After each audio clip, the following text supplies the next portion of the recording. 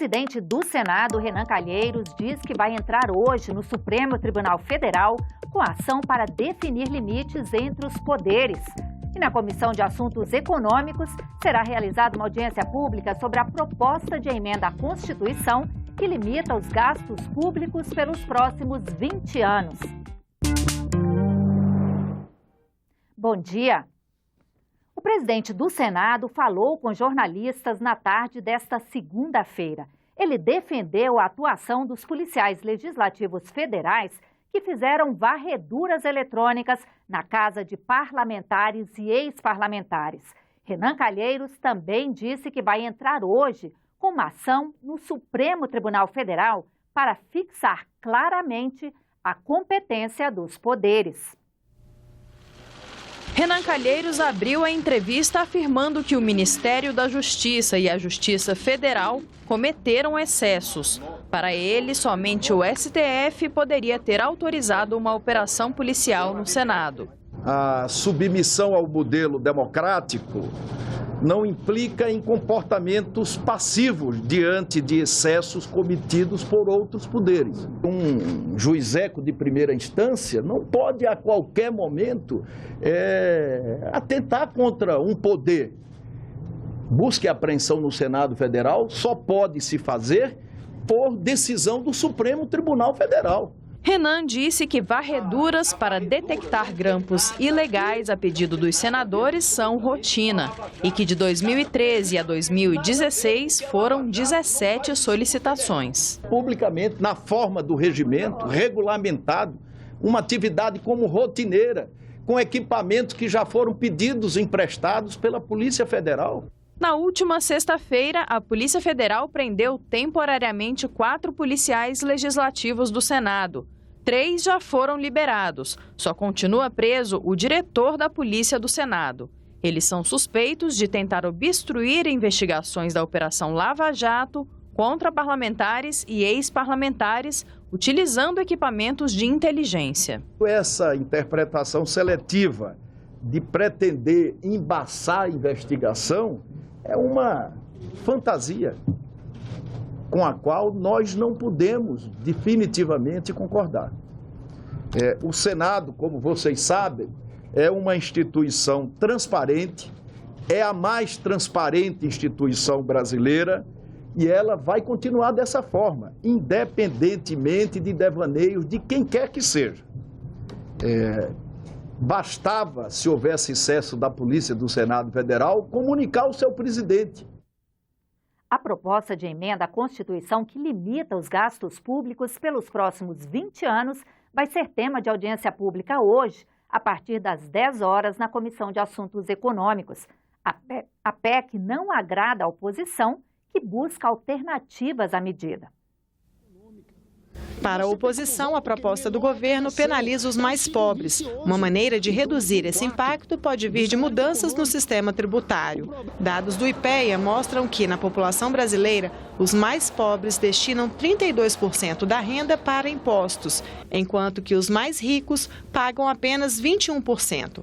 A arrecadação de receitas é feita em grande parte por meio de tributos indiretos, por exemplo, os que incidem sobre alimentos. Uma alternativa pode ser ampliar os tributos diretos sobre renda, lucro e patrimônio. A comissão de juristas que elabora o anteprojeto da nova Lei Geral do Desporto faz 3 audiências públicas hoje para tratar do tema Justiça Desportiva.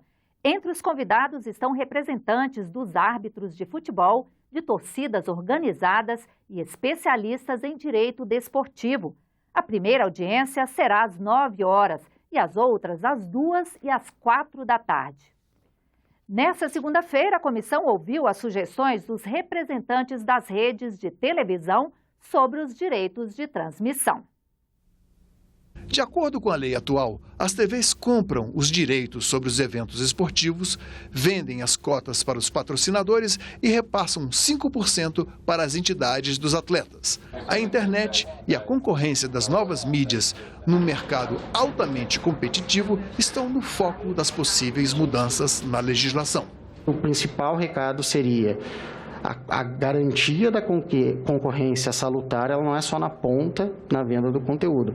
Ela se inicia na forma como essas empresas se constituem e disputam o mercado no Brasil. Vai chegar o dia em que a internet vai tomar conta. A gente já tem essas iniciativas, a gente já está atento a isso. Mas o que preocupa mesmo é você ter esses grandes portais de internet entrando aqui e comprando esse direito. É preciso que nós nos preocupemos em que a legislação não queira solucionar todos os problemas do mercado, porque é impossível. É muito importante que ela dê uma base de igualdade de oportunidades e de isonomia de direitos, mas que deixe que o mercado se funcione com a liberdade necessária. Para o relator da comissão, o anteprojeto deve complementar os avanços obtidos com o Estatuto do Torcedor e o Código de Defesa do Consumidor. O Estatuto do Torcedor, na nossa proposta, integraria a nova lei também. Então, toda a parte do Estatuto do Torcedor que garante esses direitos viria para a nova Lei Geral do Esporte.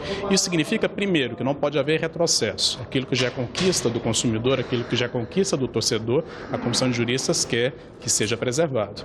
Em segundo lugar, nós precisamos avançar no debate sobre esses direitos do torcedor.